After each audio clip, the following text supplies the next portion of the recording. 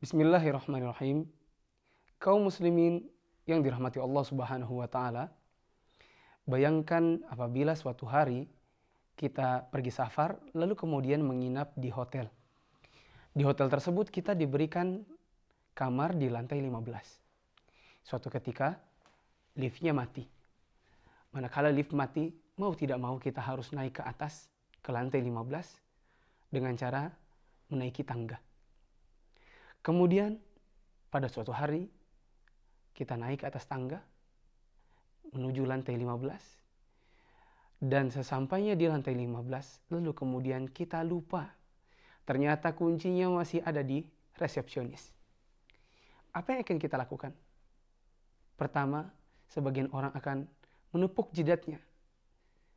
Mereka mengatakan, waduh, lupa, aduh, dan seterusnya dan seterusnya. Reaksi-reaksi yang menunjukkan kekecewaan. Betapa tidak, mendaki ke atas, ke lantai 15, secara susah payah, lalu kemudian kuncinya terlupa di bawah. Kaum muslimin, begitulah kira-kira kalau seandainya kita mengerjakan suatu ibadah, lalu kemudian kita lupa kuncinya. Di mana ibadah yang telah kita lakukan dengan susah payah, lalu kemudian ternyata kita kelupaan kuncinya, hingga usaha yang kita lakukan ketika bersusah payah mengerjakan ibadah tersebut, lalu kemudian sia-sia saja. Apakah kuncinya agar ibadah tersebut tidak sia-sia? Kuncinya ada dua. Yang pertama adalah niat agar dikerjakan ibadah tersebut khusus untuk Allah Subhanahu wa taala dan tidak dikerjakan ibadah tersebut untuk yang selainnya. Apabila kita menyembelih untuk Allah Subhanahu wa taala dan tidak selainnya, tidak untuk yang selainnya. Ketika kita bernazar, maka kita tujukan nazar itu untuk Allah Subhanahu wa taala dan tidak yang selainnya. Ketika kita sholat, kita tidak bermaksud untuk sholat tersebut dilihat oleh orang-orang agar kemudian kita dikatakan seorang yang ahli ibadah dan seterusnya dan seterusnya. Ini semua akan menggugurkan satu buah kunci agar ibadah tersebut tidak sia-sia. Jadi yang pertama, agar ibadah tersebut tidak sia-sia, kunci yang pertama adalah ikhlas untuk Allah Subhanahu wa taala dalam mengerjakannya. Kunci yang kedua adalah ibadah tersebut dikerjakan sesuai dengan tuntunan Rasulullah Shallallahu alaihi wasallam dan tidak dikerjakan ibadah tersebut secara mengada-ngada atau di luar dari ketentuannya. Rasulullah Shallallahu alaihi wasallam pernah mengatakan, "Man amila amalan laisa alaihi amruna fahuwa rad."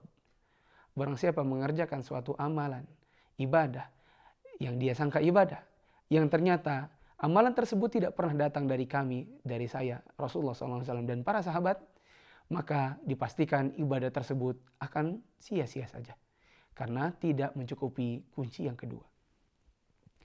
Kaum muslimin rahmati Allah Subhanahu wa taala. Suatu ketika seorang tabi'in yang bernama Atha datang ke sebuah pasar membawa kain yang selama 1 tahunan dia tenun. Ketika datang ke pasar, lalu kemudian dia datang kepada seorang penjual kain. Dia katakan, saya ingin menjual kain ini dan kain ini telah saya tenun selama sekian waktu, kurang lebih 1 tahun.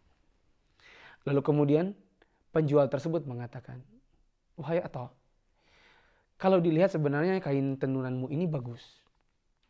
Hanya saja ada aibnya. Jadi maaf saya tidak bisa beli kain ini.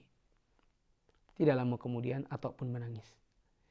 Ketika menangis dan dilihat oleh si penjual kain tadi, maka si penjual kain mengatakan, wahai Atha, kenapa engkau menangis?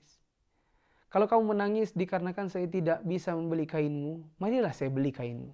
Tapi saya tidak bisa membelinya dengan harga yang baik. Ya harga secukupnya saja dikarenakan ada aib pada kain ini. Maka Atha mengatakan, sesungguhnya saya menangis bukan dikarenakan kamu tidak mau beli kain ini. Tapi saya menangis dikarenakan saya membayangkan, bagaimana kalau seandainya selama ini saya telah beribadah secara susah payah sebagaimana saya mengerjakan tenunan kain ini.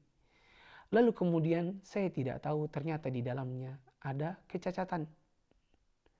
Maka ibadah yang saya kerjakan pasti oleh Allah Subhanahu wa taala tidak akan diterimanya. Inilah ibadah yang kehilangan kunci-kunci agar ibadah tersebut tidak sia-sia. Ini yang dapat kami sampaikan. Semoga kita senantiasa bisa menuntut ilmu agar kita berkembang dalam masalah keikhlasan. Dan kita bisa mengetahui bagaimana ibadah-ibadah yang kita kerjakan sesuai dengan tuntunan Rasulullah SAW. Agar kunci-kuncinya bisa terpenuhi semuanya. Sehingga ibadah yang kita lakukan tidaklah sia-sia. Wassallallahu ala nabiyina Muhammad wa ala alihi wa sahbihi ajma'in.